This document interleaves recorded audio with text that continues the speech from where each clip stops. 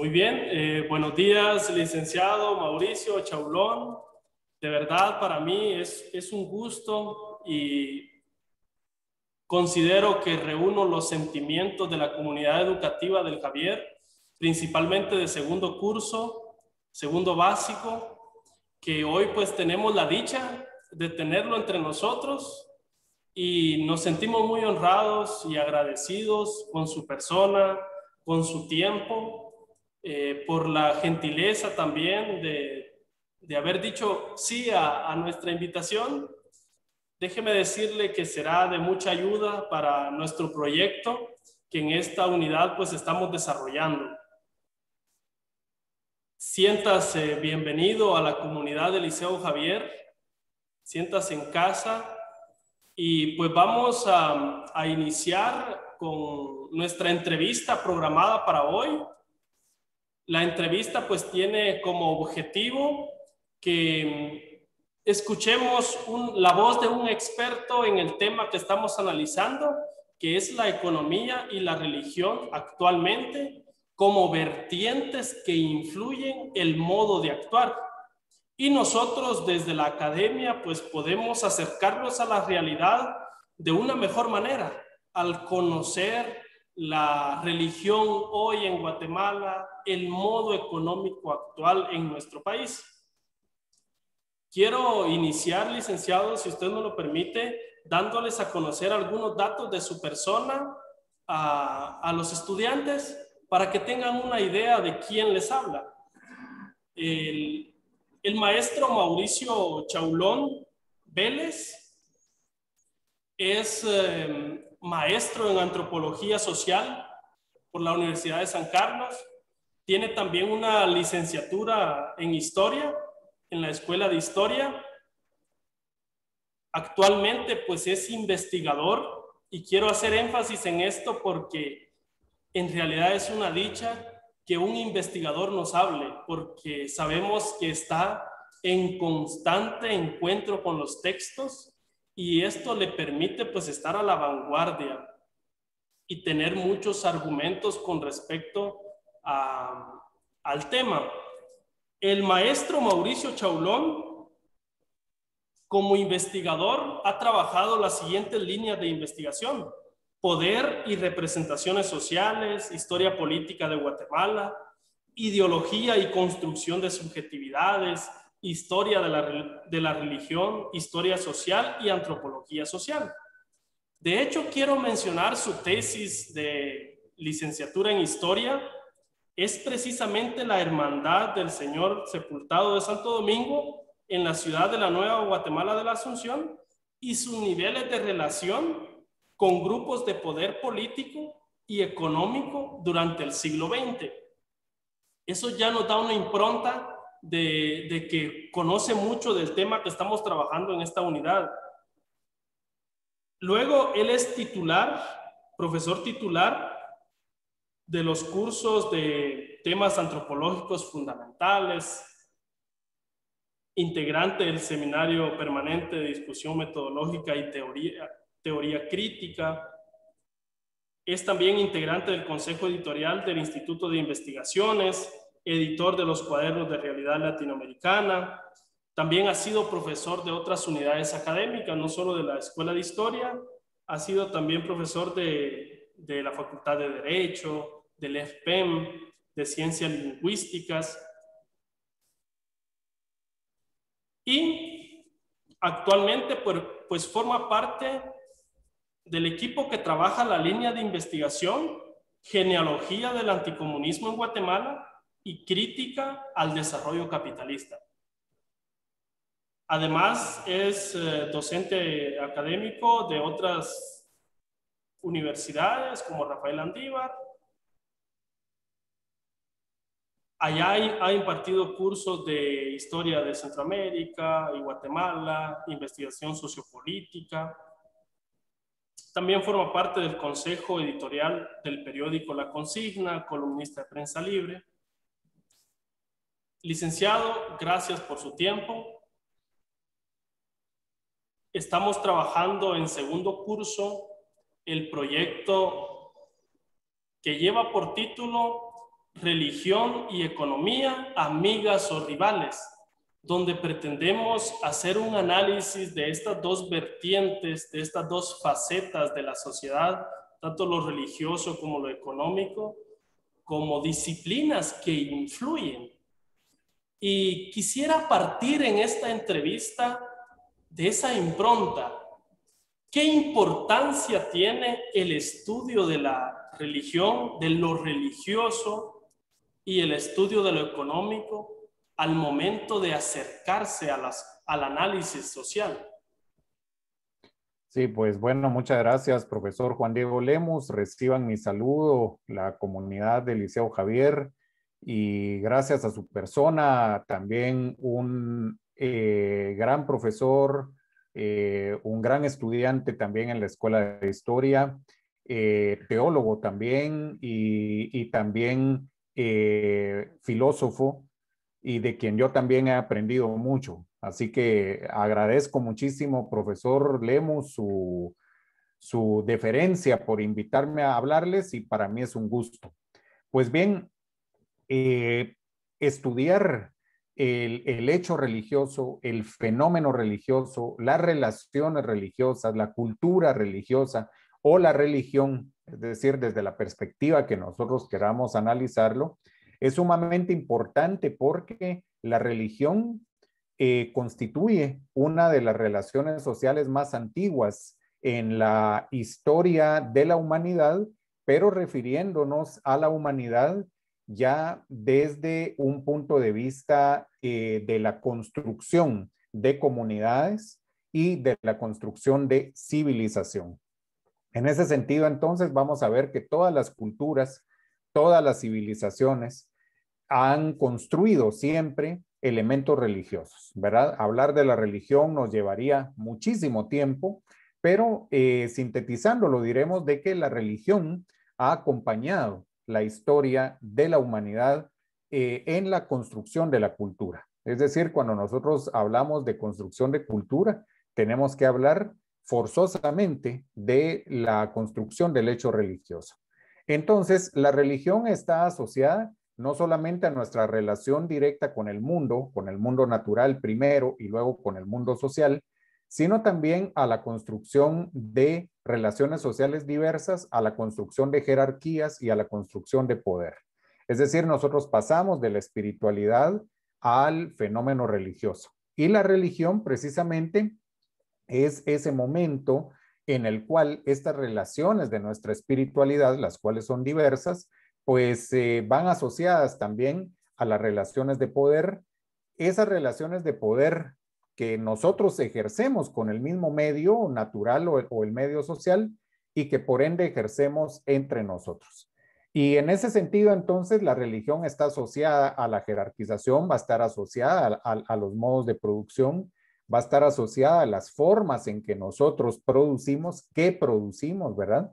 Porque la religión permite también que se establezcan normas, que se establezcan normativas, que se establezcan leyes, y por eso vamos a ver nosotros cómo a partir del manejo de lo simbólico, del manejo de creencias, nosotros pues vamos a generar también procesos de poder, procesos de sujeción y procesos de normativas. Por eso vamos a ver que las primeras grandes civilizaciones que se desarrollaron a partir de un modo de producción al cual denominamos modo de producción despótico tributario, en donde hay grupos gobernantes, castas familiares, dinastías familiares, ¿verdad? Que son en las primeras civilizaciones, las más antiguas, ¿no? Que nosotros conocemos. El elemento religioso está íntimamente ligado al Estado, está íntimamente ligado al poder político. Entonces, por ejemplo, los faraones en Egipto, las primeras dinastías gobernantes en China, todos los grupos gobernantes, por ejemplo, en Mesopotamia, con los caldeos, con los asirios, con los sumerios, con los persas, por ejemplo, ¿verdad? Digamos, todo el desarrollo de las civilizaciones en el Valle del Indo que se hizo a través de castas, y que esas castas todavía tienen un papel muy importante hoy en la India, ¿verdad? En Pakistán, por ejemplo, en Sri Lanka, digamos, en toda esta región del Valle del Indo. Por ejemplo, los grupos gobernantes de las sociedades mesoamericanas, ¿verdad? Originarias, como por ejemplo los mayas, los olmecas, los toltecas, la civilización teotihuacana, las civilizaciones mayas mexicas posteriores, ¿no? Como quichés, cachiqueles, tzutujiles, mames, ¿verdad? La civilización inca, por ejemplo, ¿no? El gran imperio inca, ¿verdad? Con sus grupos gobernantes asociados, todos los que he mencionado, a la religión, ¿sí?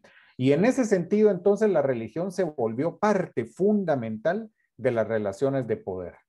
Porque entonces, a partir de la construcción de deidades, de divinidades, ¿verdad? De cultos religiosos, entonces esos cultos religiosos se transfieren al ser humano, porque nosotros podemos construir esos símbolos de los dioses, de las diosas, de las deidades, de las divinidades, sean sociedades politeístas o monoteístas, ¿verdad? Aquí no estamos haciendo juicio de valor, sino que solo lo estamos explicando científicamente desde la etnohistoria.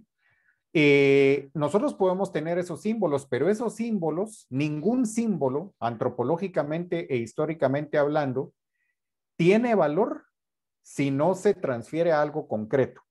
Por lo tanto, esas figuras simbólicas de las deidades tienen que transferirse a lo concreto. ¿Y qué es lo concreto para desarrollar los rituales? El ser humano, ¿verdad? Por eso nosotros sociológicamente, o es decir, desde la sociología y desde la antropología de la religión, decimos el rito es de las deidades y el ritual es de los seres humanos. O sea, el rito es lo que supuestamente nos mandan a hacer las deidades, ¿no? Lo que Júpiter le decía a los romanos que hiciera, lo que Dios nos pide que hagamos, lo que Alá pide, digamos, que se haga a través del Corán, por ejemplo, ¿no?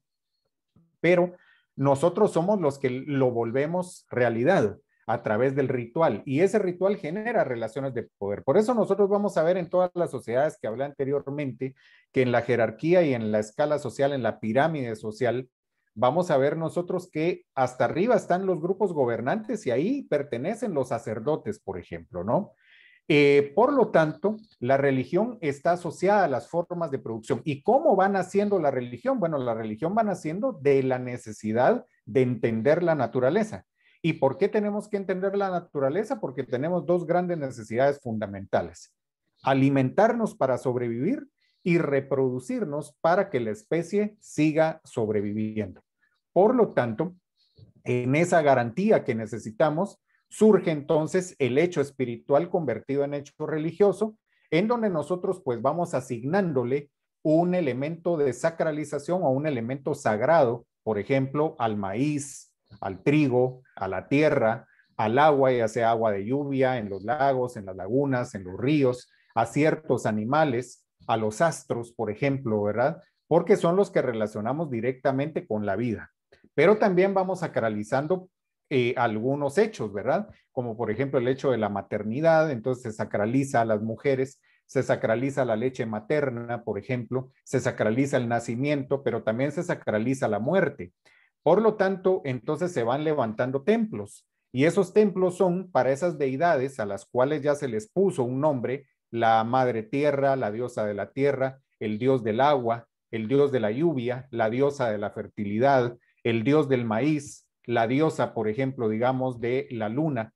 Y esto entonces nos permite establecer estos templos, que los primeros templos, por ejemplo, fueron las grandes bodegas de alimentos, ¿no? Donde se guardaba el maíz, donde se guardaba el arroz, donde se guardaba, por ejemplo, las semillas, ¿verdad? El trigo, ¿sí? Y entonces esto tiene que ver con los tiempos de producción agrícola también. Por lo tanto, entonces se va entendiendo que el tiempo medido a través del movimiento de la Tierra, a través de ese movimiento de los astros, por ejemplo, ¿verdad? A través de las temporadas de lluvia, de sequía, de calor, de frío, de invierno, de verano, de lluvia, ¿no? Nosotros pues vamos entendiendo que también son tiempos para sembrar, tiempos para cosechar, tiempos para guardar, tiempos para guardarse, tiempos para salir, ¿verdad? Tiempos, por ejemplo, para lograr que los animales se reproduzcan, ¿no? Y entonces, por ejemplo, se le empiezan a hacer sacrificios, digamos, a todas estas deidades a las cuales se les pide permiso para poder sembrar, para poder cosechar, pero en realidad es una relación con la naturaleza, pero la sacralizamos. Y entonces quienes van entendiendo esto, los tiempos de siembra, de cosecha, de reproducción de animales, ¿verdad? Etcétera, son quienes van teniendo entonces una legitimidad social mucho mayor y entonces son convertidos en sacerdotes. Son quienes estudian el tiempo, quienes estudian el movimiento de los astros, quienes estudian entonces, digamos, los tiempos de siembra y de cosecha y se vuelven personas fundamentales para la sociedad. En ese sentido, entonces, la religión se va convirtiendo en un mecanismo para entender la naturaleza, genera una cosmovisión mucho más profunda y más amplia. Existen esas relaciones simbólicas de qué pasa con nosotros antes de nacer, durante nuestra vida, después de la vida, es decir, en la muerte. Nosotros nos vamos dando cuenta que se necesita de la muerte para que la vida continúe. Por lo tanto, todo eso se integra al elemento religioso. Y por lo tanto, como la religión nace de esa necesidad que tenemos de alimentarnos y reproducirnos, ¿verdad? Entonces vamos viendo que la religión está ligada siempre a los elementos, ¿verdad? De lo económico, porque lo económico no es como nosotros lo conocemos ahora, que es el dinero, ¿no? Lo económico es cómo nosotros producimos nuestros alimentos y cómo nosotros los distribuimos. Generamos riqueza, generamos excedentes que podemos guardar, que podemos intercambiar o que podemos comerciar, y cómo entonces eso genera relaciones de poder, ¿verdad? Por lo tanto, estudiar la religión es al mismo tiempo estudiar la economía, es al mismo tiempo estudiar cómo nosotros hemos ido planteándonos como humanidad histórica y culturalmente formas de reproducción económica y de reproducción nuestra, ¿verdad? Biológica y cultural, ¿no? Muchas gracias. Sin duda alguna nos ha dado una panorámica bastante enriquecedora de la importancia de estudiar la religión y ese nexo inextricable que tiene con la economía. Ahora bien, licenciado, conociendo un poquito las relaciones de poder, cómo influye ya en el individuo un determinado ritual, una determinada creencia, y a la vez también cómo influye un modo propio que va adoptando la sociedad. No sé si es impuesto también o tiene como lugar a elegir el modo de producir, partiendo de estas relaciones de poder también que se entretejen en la economía. Entonces, mi pregunta va más que todo, ¿cómo influye ya en un individuo al momento de proceder, ¿no? Y cómo leer la realidad de las personas en sí mismas, cómo influye un determinado nivel económico y una determinada creencia. Pensando también en Guatemala, en nuestro contexto actual. Claro, sí, bien. La religión va a ir transformándose y va a ir cambiando, va a ir constituyéndose, profundizándose, como decía, transformándose, ¿verdad? De acuerdo a cómo va transformándose los modos de producción. Por lo tanto, digamos, la religión, como está basada mucho también en lo simbólico, pero al mismo tiempo en lo concreto, como ya lo vimos, relaciones de poder concretas y relaciones sociales concretas, la religión va siendo legitimadora cuando le es posible, por supuesto, porque hay veces que no es legitimadora, ¿verdad? Sino que la religión, digamos, es crítica también de los procesos sociales como, de poder, como lo estamos viendo hoy, por ejemplo, el Papa Francisco, ¿verdad? A través de Monseñor Álvaro Ramazzini, pues beatifica, ¿verdad? A los mártires del Quiché, que estaban trabajando precisamente como misioneros del Sagrado Corazón de Jesús, ¿verdad? Algunos de ellos misioneros, otros catequistas y colaboradores con los misioneros del Sagrado Corazón, que fueron críticos, por ejemplo, a través de la teología de la liberación, de una forma, digamos, de Estado y de estructura social represiva, opresiva y explotadora de la sociedad guatemalteca, ¿no? Entonces, también la religión muchas veces es crítica, ¿verdad? Y es una voz que tienen los pueblos para poder demandar justicia social, por ejemplo, ¿no? Pero, digamos, la religión vista en su conjunto más general, vamos viendo que precisamente va cambiando, ya sea o para, digamos, aliarse al poder o para criticar al poder, digamos, ¿no? Puede ser su transformación para aliarse al poder o puede ser su transformación para criticar al poder, digamos, ¿no?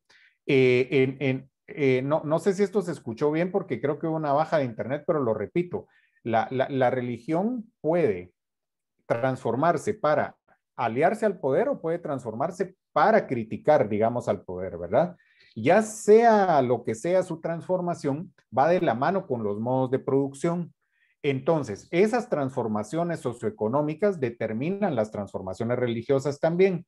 Por lo tanto, por ejemplo, cuando los príncipes feudales alemanes vieron, digamos, en la reforma protestante, digamos, de Martín Lutero, por ejemplo, ¿no? Que había una posibilidad de ya no pagarle tributo a la iglesia del Papa de Roma a través de los obispos, ¿verdad? Y de las diócesis y arquidiócesis. Entonces vieron la posibilidad de emanciparse de eso y entonces por eso van a asumirse seguidores, digamos, de estas nuevas propuestas de Martín Lutero, y entonces muchos de estos príncipes feudales van a adoptar el protestantismo, por ejemplo, ¿no? Lo mismo, digamos, con las tesis de Calvino, ¿verdad? Que entonces, digamos, va a hablar de que no es necesario el rendirle, por ejemplo, digamos, un tributo al Papa de Roma, porque lo que sucede es de que empiezan las competencias por la hegemonía en Europa, en donde la Iglesia católica, digamos, o la Iglesia de Roma, había tenido hegemonía, digamos, sobre el modo de producción feudal, sobre las monarquías europeas, y entonces ya hay algunos clérigos y muchos príncipes feudales que ya no quieren, digamos, estar bajo el dominio, digamos, hegemónico de la Iglesia de Roma, por ejemplo, ¿no? Entonces, van a adoptar otro tipo de cristianismo. O, por ejemplo, lo que pasó con Enrique VIII en Inglaterra, pues bueno, que para poderse casar y para poder tener, digamos, más poder, dice, bueno, si la Iglesia Católica no me lo autoriza, pues entonces yo como rey de Inglaterra voy a crear mi propia iglesia, ¿verdad? Y se crea una iglesia nacional, que es la Iglesia Anglicana, ¿verdad? Entonces, de esa manera, por ejemplo, también vamos a ver cómo en el judaísmo, digamos, ¿no? Van a existir diversas tendencias, ¿verdad? Unas más radicales que otras, o por ejemplo, digamos, después, ¿verdad? De el paso de Cristo aquí por la tierra, pues nosotros vamos a ver cómo del mismo judaísmo nace una nueva iglesia, una nueva interpretación que es el cristianismo, por ejemplo, ¿verdad?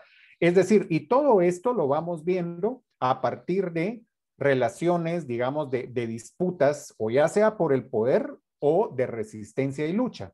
Por lo tanto, las personas vamos a asumir creencias religiosas. Cuando las asumimos, por supuesto, porque hay personas que no, a través, digamos, de nuestras necesidades de cómo vamos viendo el mundo.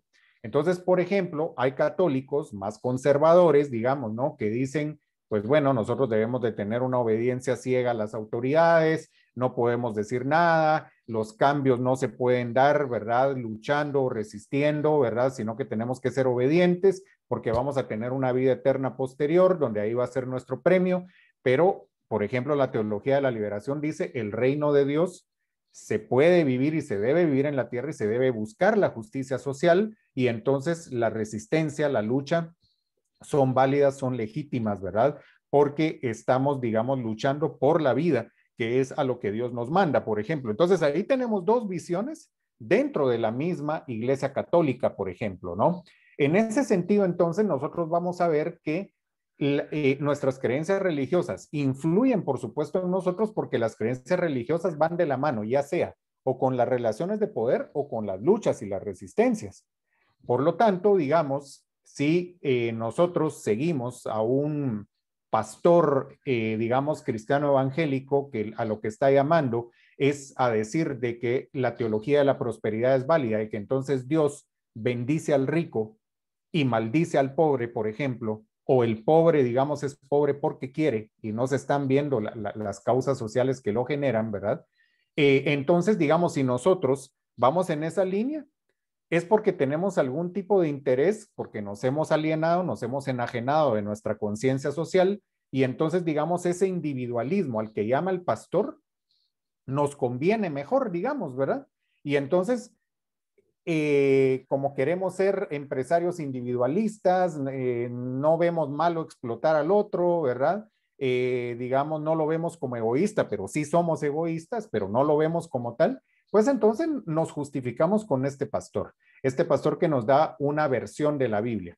Pero si, por ejemplo, nosotros tenemos más conciencia, vamos a buscar un discurso, ya sea de un pastor, ya sea de un sacerdote, ¿verdad? Que nos guíe más en el camino de la colectividad, de lo comunitario, de la solidaridad, del humanismo, por ejemplo, ¿verdad? Y entonces nosotros pues vamos a ir viendo que la religión va influyendo, digamos, ¿no?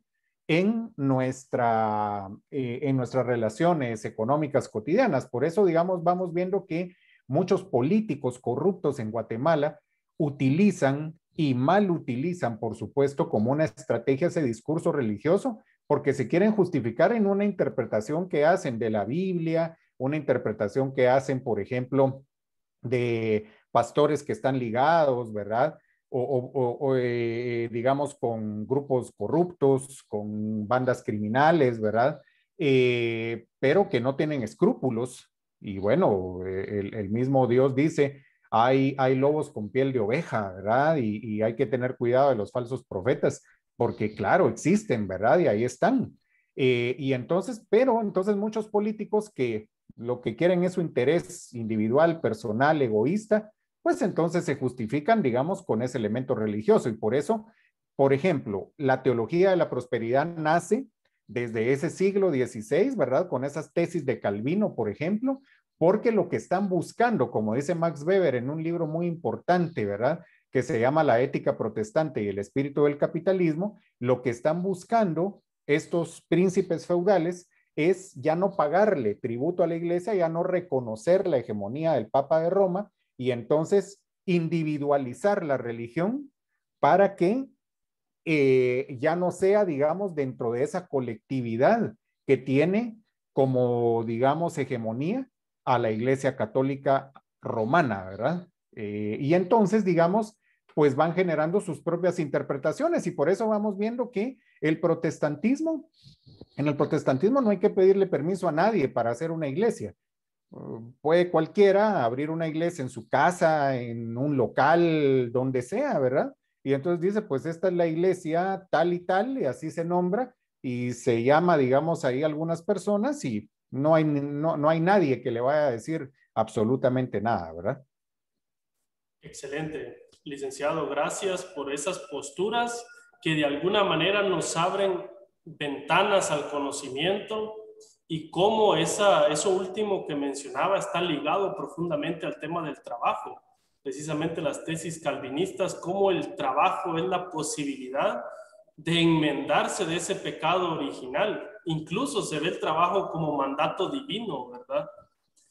A mí me parece interesante lo que nos ha planteado en el punto de vista de que nuestra mentalidad está muy marcada por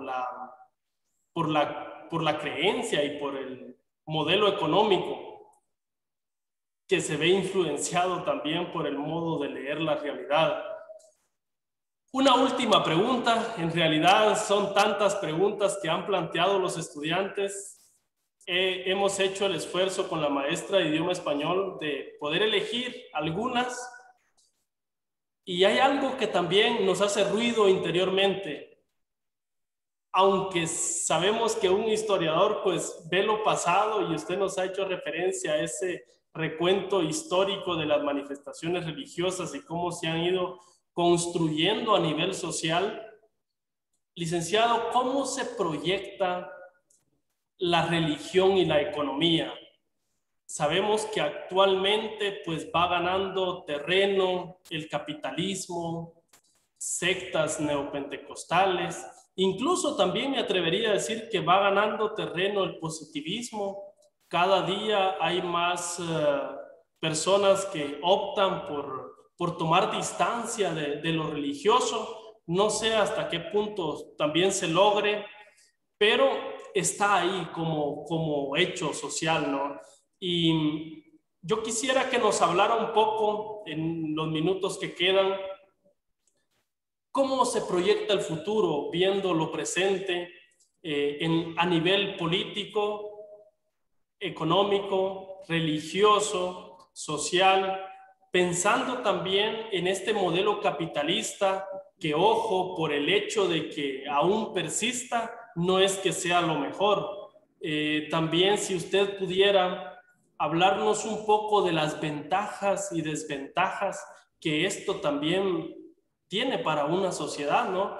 Ya nos hablaba usted de la injerencia de lo religioso en algunos discursos políticos y cómo eso también va alimentando este modo de proceder corrupto, que sin duda alguna pues es influencia del capitalismo y ese deseo de acaparar y esa desigualdad social que atraviesa nuestro país actualmente.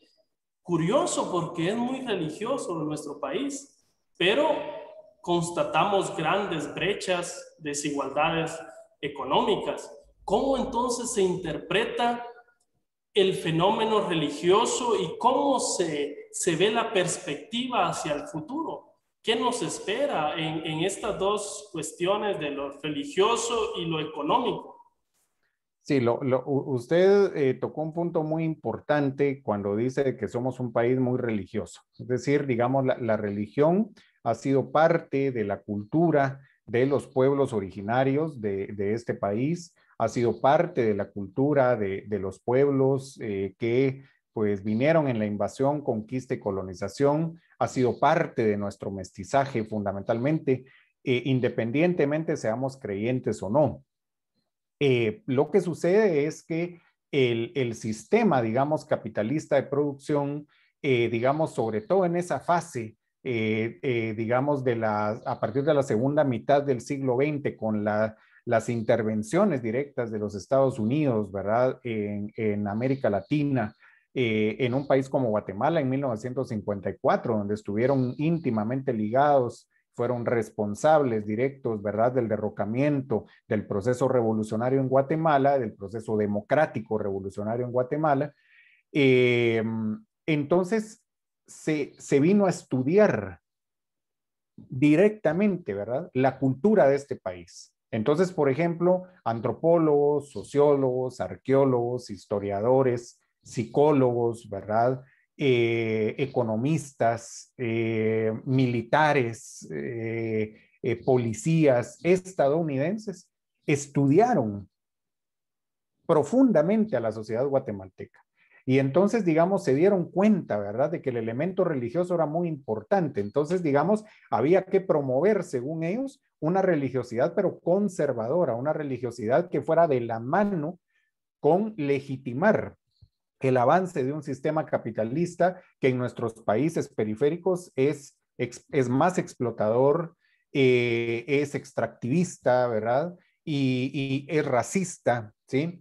Y bueno, con todos los elementos, digamos, propios de esa explotación.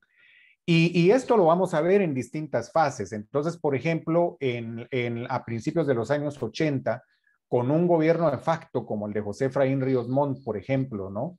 Que ya viene a Guatemala después de su periplo por España, como un pastor evangélico, ¿verdad? Ya dentro del neopentecostalismo, que el neopentecostalismo, digamos, es otra sectarización de el cristianismo evangélico protestante, donde, digamos, se hace alusión, no voy a hablar de cosas teológicas, sino que voy a hablar de cosas socioeconómicas, se hace alusión, digamos, a reinterpretar esas tesis de Calvino, porque Calvino cuando dijo que el trabajo bendice, digamos, se está refiriendo a que el trabajo, digamos, es esa forma en que tenemos individualmente, ¿verdad?, de transformarnos como seres humanos y que no es necesario estar pagando tributos, digamos, al Papa de Roma, decía Calvino, ¿no? Pero lo que pasa es que los príncipes feudales van a interpretar esas ideas filosóficas de Calvino a su conveniencia. Y entonces van a decir, bueno, entonces si yo hago que los otros trabajen, es decir, los exploto, entonces estoy creando bendición, ¿sí? Y eso es una interpretación basada en intereses, ¿verdad? Y entonces, por ejemplo, el neopentecostalismo agarra eso y dice, si usted es explotado, no importa, usted siga siendo explotado, ¿verdad? Y si usted, digamos, explota a otros, no los está explotando, ¿verdad? O si usted está recibiendo riquezas porque Dios quiere que reciba esa riqueza, ¿verdad? La riqueza se la manda a Dios. Dios lo está bendiciendo y si usted se quiere comprar, porque yo lo he escuchado con pastores evangélicos neopentecostales, si usted se quiere comprar un reloj, digamos, de 10,000 quetzales, cómpreselo porque si tiene el dinero, es bendición de Dios. Ese tipo de cuestiones que van de la mano con un avance voraz, ¿verdad? Del capitalismo neoliberal, que es el más individualizador, que es el más egoísta, que es el más explotador, que es el que estamos viviendo ahora, ¿verdad? Y que es el que empieza a aplicar, por ejemplo, José Efraín Ríos Montt aquí, y entonces como una estrategia también para restar la organización social que la Iglesia Católica había coadyuvado, ¿verdad? Con misiones de religiosos y religiosas, y sobre todo en áreas campesinas e indígenas en Guatemala, para resistir, digamos, esos embates, ¿no? De un Estado explotador, racista, ¿verdad? Entonces, digamos, va a atacar con una estrategia de hacer que el neopentecostalismo se instale como una nueva forma de construir al sujeto, ¿verdad? Entonces al sujeto se le va a alienar, se le va a enajenar de su visión comunitaria que la tiene por su religión ancestral prehispánica y por la religión, una religión católica que es mucho más comunitaria, ¿verdad? Que es pensada más desde la comunidad. Y entonces se le individualiza a partir, digamos, de una nueva ideologización religiosa por medio de ingresar, ¿verdad? O instalar el neopentecostalismo en Guatemala como una estrategia neoliberal. Y entonces vamos viendo nosotros que el neopentecostalismo va tomando más fuerza hasta el punto, digamos, de que ahora ya, si bien es cierto, la religión católica sigue siendo un poco mayoritaria en Guatemala, pero el cristianismo evangélico, sobre todo de tipo neopentecostal, ya la va alcanzando.